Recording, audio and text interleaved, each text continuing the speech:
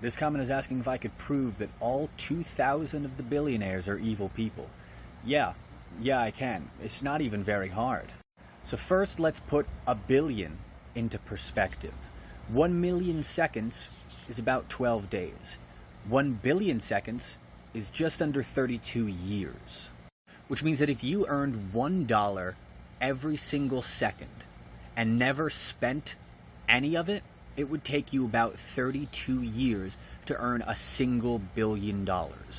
If you earned $5,000 a day from the time that Columbus started his infamous voyage, it would take you about 527 years to earn a single $1 billion. And there are people out there with multiple billions of dollars. Based on that math, we can conclude that there's no ethical way to acquire $1 billion because there's no physically possible way to earn that money solely through the value of your own labor.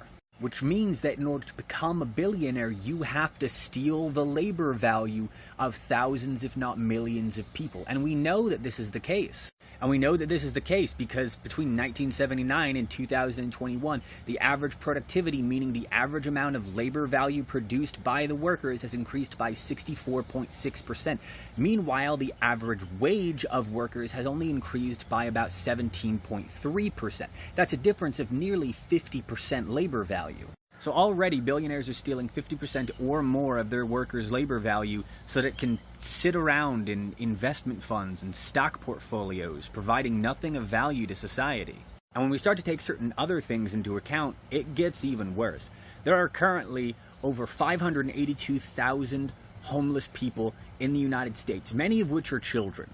And in the year 2020, there were more than 34 million food insecure people in the United States. That's about 10% of the population that doesn't know where their next meal is going to come from.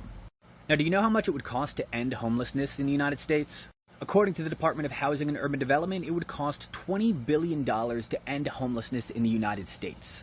And there are currently 770 billionaires in the United States, putting aside the fact that Elon Musk alone could end homelessness for half the cost of what he paid for Twitter. If we split it up evenly across all 770 of them, each of them would only have to pay out a lowly $26 million. And yet, despite the ease with which they could end homelessness in the United States, billionaires are wasting their money on vanity projects like dying in a sub at the bottom of the ocean and buying Twitter. There is no room for billionaires in an ethical society. They quite simply shouldn't exist.